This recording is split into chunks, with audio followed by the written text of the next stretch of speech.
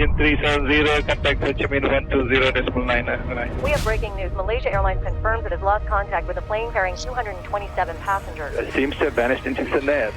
What do we tell the family members? What do we tell the media? A jetliner. How can it vanish in thin air?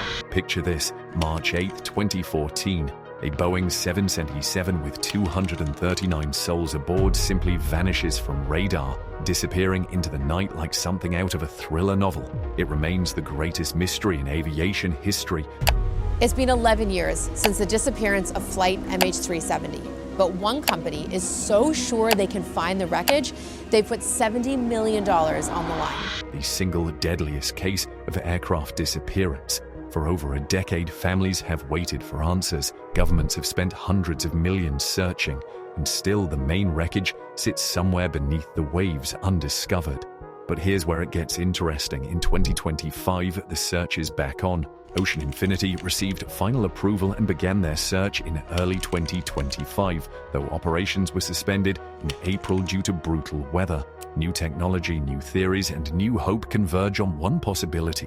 We might finally be on the verge of solving this, and when the truth emerges, it might be more disturbing than anyone imagined. But to understand why this new search matters, you need to know what happened that night, when everything went catastrophically, inexplicably wrong. Malaysia Airlines Flight 370 departed Kuala Lumpur for Beijing at 12:41 a.m. local time with 227 passengers and 12 crew members on board. It was a routine red-eye flight, the kind that happens thousands of times every night around the world. Most passengers were Chinese nationals heading home. Some were on vacation, others traveling for business. None of them could have imagined they were boarding a flight that would become aviation's greatest enigma. The aircraft, a Boeing 777, was under the command of 53-year-old Captain Zahari Ahmad Shah, an experienced pilot with more than 18,000 flight hours. His co-pilot was 27-year-old Farik Abdul Hamid, who was completing his final training flight before full certification. Everything seemed completely normal as the massive twin-engine jet climbed into the darkness, heading northeast toward China. Flight 370 reached a cruising altitude of 10,700 meters at 1:01 a.m. and the aircraft communication, addressing and reporting system sent its last transmission at 1:07 a.m. before being switched off. Then came the final communication that would haunt investigators for years. "Good night, Malaysian 370, Captain Zahari said as the aircraft moved into Vietnamese airspace. Then all went quiet. At 1:21 a.m., the plane's transponder, which communicated with air traffic control, was switched off just as the plane was about to enter Vietnamese airspace. 2 minutes after that final communication, the aircraft simply disappeared from civilian radar screens. The pilot never checked in with Vietnamese air traffic controllers upon entering that country's airspace as he should have done. But here's what makes that night so chilling. The plane didn't crash. It didn't fall from the sky in some catastrophic failure. Instead, it did something far more mysterious. The aircraft was tracked by the Malaysian military's primary radar system for another hour, deviating westward from its planned flight path, crossing the Malay Peninsula and Andaman Sea. The bizarre turn west. What military radar captured that night defies every normal understanding of aircraft emergencies. This wasn't a plane in distress. This wasn't a hijacking with demands or a terrorist claiming credit. This was something stranger. A deliberate, calculated deviation that suggested someone knew exactly what they were doing. Rather than continuing on its planned northeast trajectory toward Beijing, MH370 made a sharp left turn and began flying southwest across the Malay Peninsula. Think about that for a moment. The plane executed a precise turn, almost like it was following an invisible highway in the sky. At 1:30 a.m., Malaysian military and civilian radar began tracking the plane as it turned around and then flew southwest over the Malay Peninsula and then northwest over the Strait of Malacca. Military radar determined the aircraft veered off course and headed back towards the Malaysian peninsula, making a sharp 180-degree turn. It was not until March 12th, 4 days after the disappearance, that Malaysian officials announced the aircraft had been identified by military radar. 4 days. For 4 agonizing days, searchers looked in completely the wrong place while the plane had actually flown in the opposite direction. Malaysian military radar tracked it as it crossed back over the country and headed toward the Andaman Sea, and MH370 flew out of range of military radar at 2:22 a.m., so about 200 nautical miles northwest of Penang Island. But even after disappearing from radar, the aircraft kept flying. An Inmarsat satellite in geostationary orbit over the Indian Ocean received hourly signals from Flight 370 and last detected the plane at 8:11 a.m., nearly 7 hours after that final good night from Captain Zahari. The evidence suggests the plane was deliberately flown off course, turning westward and traveling back over the Malay Peninsula and out into the Indian Ocean. This wasn't equipment failure. This wasn't pilot incapacitation. Malaysian Prime Minister Najib Razak said in 2014 that both the radar transponders and flight data transmission system had been deliberately turned off by someone on the flight. The search that found nothing.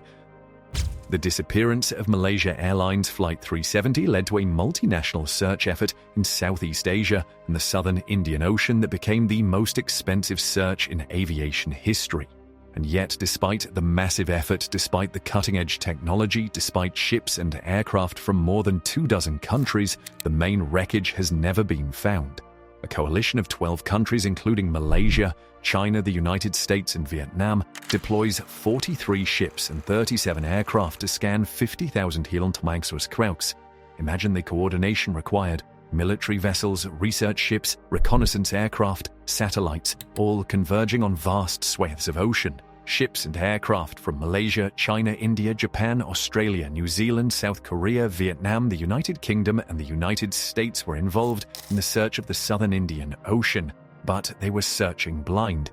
Under the leadership of Australia, an international coalition explored 120,000 km² in the southern Indian Ocean from May 2014. Think about that scale. 120,000 square kilometers of deep ocean, some of it in the most remote waters on Earth. The massive multinational operation covered 120,000 square kilometers of the southern Indian Ocean and cost approximately $150 million. The search, covering some 120,000 square kilometers, involved ships, submarines, and aircraft, and cost 157. The notoriously poor weather of the southern Indian Ocean added to the challenges, and the effort was suspended in 2017. For 3 years, searchers combed the ocean floor using sophisticated sonar and underwater vehicles. They discovered 19th-century shipwrecks. They mapped previously unknown underwater mountains and trenches. But of Flight 370, nothing. Despite the extraordinary efforts of hundreds of people involved in the search from around the world, the aircraft was not located, and on 17th January 2017, the governments of Malaysia, Australia, and the People's Republic of China jointly announced the suspension of the search.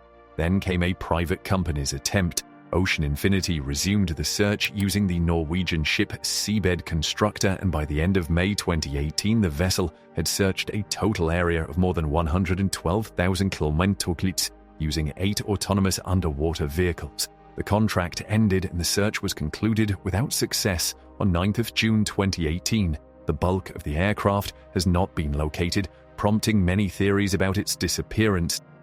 Debris tells a dark story. But the ocean doesn't keep all its secrets forever. Starting in July 2015, pieces of MH370 began washing ashore, telling a grim story written in barnacles and saltwater corrosion. On 29th July 2015, a piece of marine debris, later confirmed to be a flaperon from Flight 370, was found on Reunion Island. The flaperon, a wing component that helps control the aircraft during flight, was discovered on a beach in the French territory, over 4,000 kilometers from the suspected crash site. The piece of wing found on the shore of Reunion Island has been formally identified as part of the wreckage of Malaysian Airlines flight MH370. Paint color and maintenance record matches proved it came from the missing Boeing 777 aircraft, and a technician identified one of 3 numbers found on the flaperon as being the serial number of the MH370 Boeing 777. For the first time in 16 months, there was physical proof that MH370 had ended in the Indian Ocean. The plane had crashed, all those aboard were gone. But the debris didn't stop there. 2 pieces of debris were found in Mozambique in December 2015 and February 2016. Then more pieces turned up along the African coast. By October 2017, 20 pieces of debris believed to be from 9mm MRO had been recovered from beaches in the Western Indian Ocean. 18 of the items were identified as being very likely or almost certain to originate from MH370. Debris was found along the East African shores of Tanzania, Mozambique, South Africa, Madagascar, and Mauritius, and roughly 20 pieces are believed to have come from Malaysia Airlines flight MH370. Ocean currents had carried these fragments across thousands of kilometers over months and years. Recent discoveries of debris in Mozambique, South Africa, Mauritius, and Tanzania are consistent with the general westward drift and travel time of debris from the search area. The pilot's suicide theory. This is where the story takes its darkest turn, when investigators exhausted mechanical failures, when hijacking theories fell apart, when every other explanation crumbled under scrutiny. They were left with one deeply uncomfortable possibility. One of the most commonly cited explanations is pilot suicide. Captain Zahari Ahmed Shah, the chief pilot, had been a pilot with Malaysia Airlines since 1981 and had flown 777s for more than 15 years. He was exceptionally experienced, a training captain. By all accounts, he was a dedicated professional who loved his job. He had a family. Friends described him as sociable and caring. And yet, investigators discovered something that sent chills through the aviation community. The FBI analyzed hard drives from a flight simulator the pilot had built using Microsoft Flight Simulator X software. The FBI was able to recover data points from the program that pointed to the southern Indian Ocean. In 2016, it was reported that Captain Zahari Ahmad Shah, on his home flight simulator, had flown over the southern Indian Ocean less than a month before the plane vanished. This simulated flight closely matched the missing aircraft's final path. Think about the implications. If these coordinates were all from a single simulation, it suggests a user simulated a flight of a B777-200LR aircraft with a departure from Kuala Lumpur International Airport, a turn to the south, and a termination from fuel exhaustion in the southern Indian Ocean. The simulation was created on February 2, 2014, just over a month before MH370 disappeared, following an eerily similar path. But here's what makes this theory so controversial. His family and friends had noticed no sign of mental disturbance. There was no evidence of political or religious extremism or of marital discord. He was under no financial pressure. He just didn't fit the profile of someone who would kill hundreds of innocent people. Authorities reviewed the crew's financial records and tracked the pilot's activity and found no significant behavioral changes and no evidence of financial trouble. Investigators found data files for more than 600 simulated flights on various hard drives in his home. Given that number, it would frankly be surprising if one or two of them didn't resemble the accident flight in some way. Was it practice for mass murder, or was it just a flight simulation enthusiast exploring worst-case scenarios? The FBI has never definitively answered that question. No conclusive evidence has been found to support a specific cause of the plane's disappearance. Ocean Infinity returns with new tech.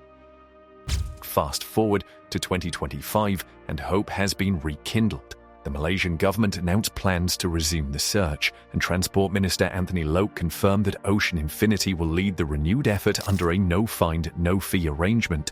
This isn't Ocean Infinity's first rodeo. They searched unsuccessfully in 2018, but they're coming back with better tools and better data. Under the agreement, Ocean Infinity will be compensated by $70 million. If the wreckage is located, $70 million. That's the price tag on solving aviation's greatest mystery. But here's the kicker. If they don't find it, Malaysia pays nothing. Cabinet ministers agreed to terms for a no-find, no-fee contract to resume the seabed search operation at a new 5,800 square mile site in the ocean. Ocean Infinity will be paid $70 million only if wreckage is discovered. What's changed since 2018? Technology for one. Ocean Infinity has deployed its drone mothership Armada 78L6 along with advanced autonomous underwater vehicles. These cutting-edge drones are capable of diving beyond 6,000 meters and remaining submerged for up to 100 hours. Compare that to earlier search efforts and you're talking about dramatically improved efficiency and capability. The renewed search will focus on a 15,000 square kilometer area, identified through extensive data analysis and refinement over the past decade. Operations are focused on a newly revised area in the southern Indian Ocean near the Broken Ridge Fracture, approximately 2,000 kilometers west of Perth. This area had been partially overlooked in previous searches due to its complex underwater topography. Ocean Infinity's cutting-edge onboard artificial intelligence system enables the analysis of readings and the prioritization of detected anomalies. A machine learning algorithm sorts the results in less than 20 minutes. Instead of humans manually reviewing every sonar image, AI can flag potential targets for closer inspection. It's the difference between searching with a flashlight and searching with floodlights. Final approval was granted in March 2025 and Ocean Infinity began their search. WSPR technology, a game changer. But perhaps the most revolutionary development isn't better submarines or faster computers. It's a completely new way of tracking aircraft that nobody considered possible until recently. Enter Richard Godfrey and WSPR technology, weak signal propagation, which sounds like science fiction but might just be the key to finding MH370. In May 2021, aerospace engineer Richard Godfrey suggested that weak signal propagation WSPR technology could be used to track the flight path of the aircraft. Here's how it works. Amateur radio enthusiasts around the world constantly transmit low-power signals that bounce off the atmosphere. When something large like a Boeing 727 passes through these invisible radio waves, it creates tiny disturbances. Normally, these disturbances are just noise, but Godfrey developed a method to analyze historical WSPR data and potentially track where MH370 flew.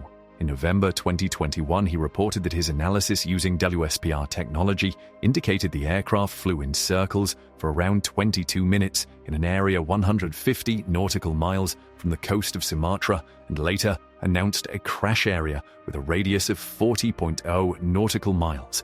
According to Godfrey's analysis, MH370 didn't just fly straight until fuel exhaustion, it actually circled, as if the person in control was making a decision or waiting for something. The implications are staggering. If WSPR works, it's essentially using the entire atmosphere as a passive radar system, one that was recording MH370's path all along without anyone knowing. Think of it like finding security camera footage you didn't know existed.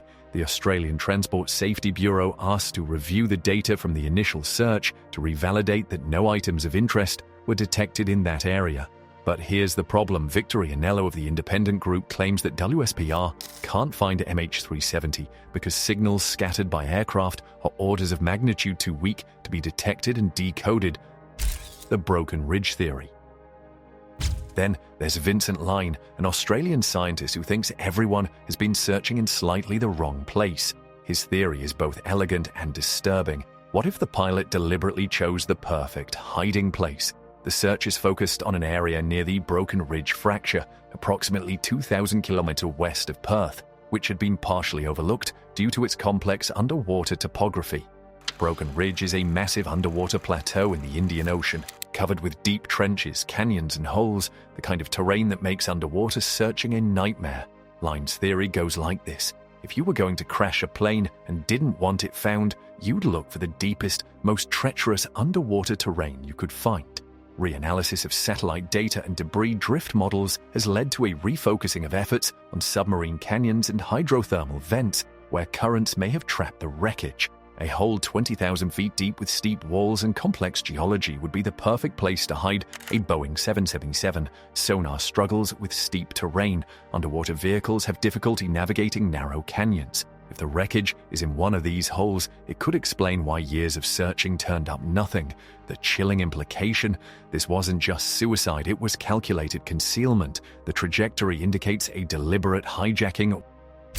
Why the search keeps failing. So why, with all this technology and all these theories and all these millions of dollars, has nobody found this plane? The answer is both simple and maddening. The Indian Ocean is vast, deep, and hostile to human efforts. The search area is in the notoriously poor weather of the southern Indian Ocean. This isn't tropical paradise waters, this is the roaring 40s-made band of ocean between 40 and 50 degrees south latitude, where storms rage, waves tower, and weather changes with terrifying speed. Search was suspended in early April 2025 due to extreme weather conditions in the roaring 40s. The deployment of AUVs was rendered unfeasible due to waves reaching 10 meters. Then there's the depth. The drones are capable of diving beyond 6,000 meters, that's nearly 4 miles down, where pressure is crushing, darkness is absolute, and terrain is largely unmapped. Underwater vehicles can spend days searching just a few square kilometers. The main MH370 underwater search areas extended across several zones, making debris drift prediction uncertain. The area had been partially overlooked in previous searches due to its complex underwater topography. Steep mountains, deep trenches, and volcanic ridges create a landscape as varied as any on land, but pitch black and impossible to see. Sonar can create images, but interpreting them requires expertise. Is that shadow a Boeing 777 or a rock formation? Is that metallic return wreckage or mineral deposits? And then there's the sheer scale. Even with the search area narrowed down, we're still talking about 15,000 square kilometers, roughly the size of Connecticut, of ocean floor. The optimal window for operations occurs between January and April due to favorable weather conditions. The search suspended again. And then, just when hope seemed brightest, nature reminded everyone who's really in charge. On 3rd April 2025, Minister of Transport Loke announced that Ocean Infinity had suspended its search, giving the reason that it is not the season, although adding they will resume the search at the end of this year. In April 2025, the search was suspended, with Ocean Infinity planning to resume searching at the end of 2025. Operations were temporarily suspended in March 2025 due to extreme weather conditions. High winds and waves of more than 10 meters forced the vessels to retreat to Perth. Imagine 33-foot waves slamming into your ship while you're trying to deploy delicate million-dollar equipment thousands of feet below. It's simply not possible. Searches are on hold until November 2025. That's 7 months of waiting. 7 months for families who've already waited over a decade. 7 months for the ocean to keep its secrets just a little longer. Ocean Infinity stated it is not the season and plans to resume the search at the end of 2025. The government is committed to continuing the search operation and providing closure for the families of the passengers. But commitment runs into the cold reality of physics and weather. You can have the best technology money can buy, but when Mother Nature says no, you wait. The families wait. The world waits, and somewhere beneath miles of dark water, MH370 continues to rest, undiscovered, holding on to its secrets for just a little longer.